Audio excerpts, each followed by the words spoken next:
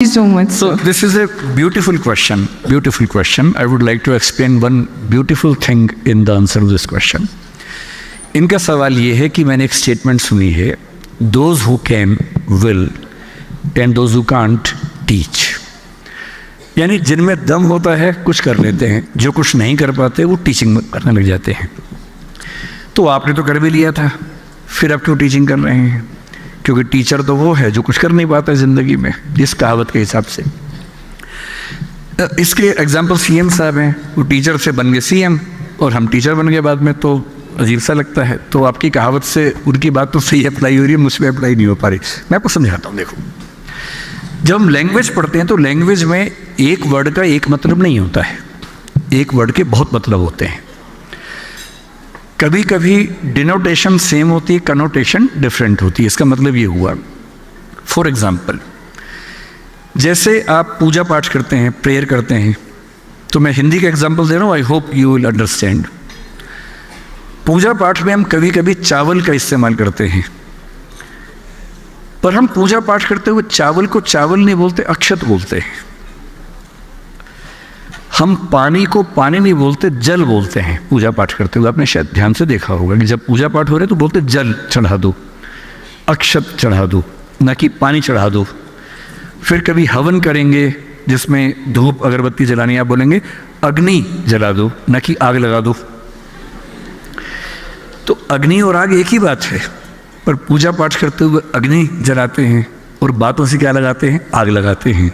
किसी के घर में क्या लगाते हैं? आग लगाते हैं, और पूजा पाठ में अग्नि जलाते हैं। अगर आप इस स्टेटमेंट को इस कॉन्टेक्स्ट में समझेंगे तो बात समझ में आएगी।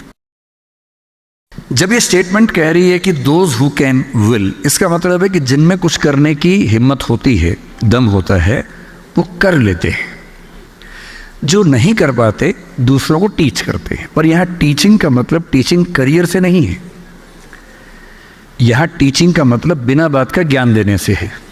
जो आपके पेरेंट्स आपको दे रहे हैं आजकल और आपको अच्छा नहीं लग रहा है, आपके पेरेंट्स कह रहे बेटा फ़ोन मत यूज़ करो, आप कहते हैं आप खुद तो करते हो, हमें क्यों ज्ञान दे रहे हो?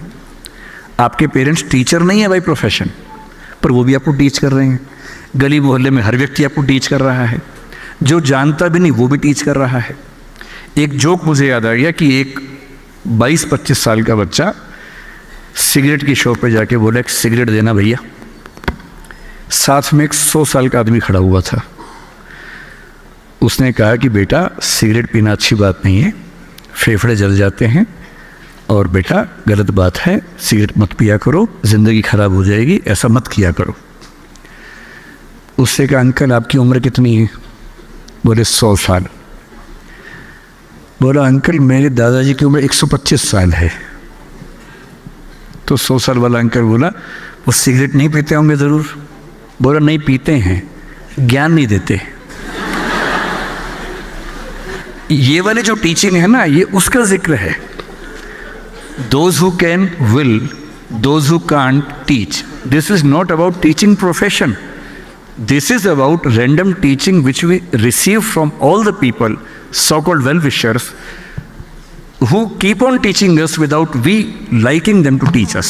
ये उसके बारे में है, न कि टीचिंग प्रोफेशन के बारे में। I hope I have made you understood this statement. Success के बारे में हर व्यक्ति बात करता है।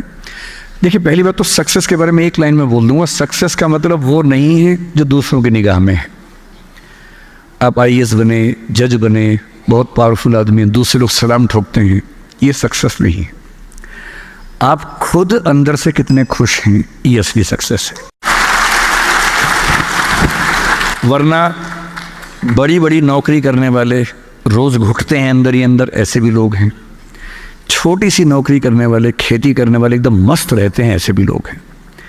और जीवन का अंतिम उद्देश्य, अल्टीमेट पर्पस है खुश रहना, बाकी सब बेकार की बातें हैं।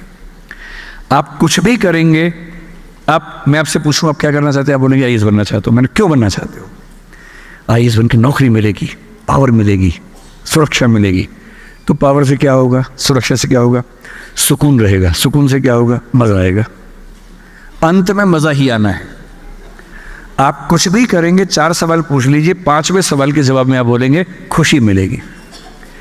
इसलिए ठीक से समझ लीजिए कि ultimate purpose of life is to be happy and to remain happy, nothing else. तो सक्सेस को डिफाइन मत करना दूसरों के हिसाब से, सक्सेस को डिफाइन करना है अपने हिसाब से कि मैं किस चीज़ में खुश हूँ। और अगर आप खुश हैं, बहुत कंपैरिजन मत कीजिए, बहुत कंपैरिजन मत कीजिए। हो सकता है आपके दोस्त आपसे कहें कि भाई मेरे पास तो गाड़ी भी है, पद भी है, बंगला भी है, तू खेती कर रहा है, तेरे पास क्या है? तो फिल्म का डायलॉग तो है कि मेरे पास माँ है।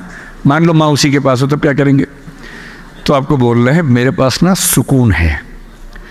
अगर किस दिन सुबह उठ के मेरा मन ना करे ना, मैं छुट्टी ले लेता हूँ उस दिन। तुम नहीं ले सकते। तुम्हें साल में छुट्टियाँ मिलती हैं 30, मुझे मिलती हैं 150। अपना खेत है, अपनी खेती करता हूँ। ना मुझे EL चाहिए, ना CL चाहिए, ना मेरा कोई बॉस है। छुट्टी मांगने के लिए गिड़गिड़ाना नहीं पड़ता है। मैं छुट्टी मांगूँ, मेरा बॉस मना कर दे, कोई बॉस है ही नहीं, हम अपने बॉस हैं। हर चीज़ में अपना मज़ा है ना। जो आप कर रहे हैं उसका मज़ा ढूंढिए, उसके पॉइंट्स नोट कर लीजिए, मैं किस चीज़ में ज़्यादा मज़े में हूँ। सबको बताओ कि ये मज़ा है। ठीक है, तुम्हारे पास पावर है, तुम जब निकलते हो लाल बत्ती वाली गाड़ी होती है तुम्हारे पास, कोई बात नहीं। हम एक बार एम्बुलेंस से बैठे थे, उसमें लाल बत्ती थी, मज़ा आया था। क्या दिक्कत है? खुश रहना बेसिकली एक मिजाज का मामला है। खुश रहना चाहेंगे तो खुश होने के बहुत रीज़न से।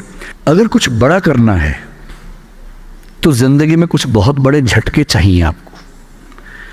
जिसको झटका नहीं मिलेगा वो कमाल नहीं कर पाएगा।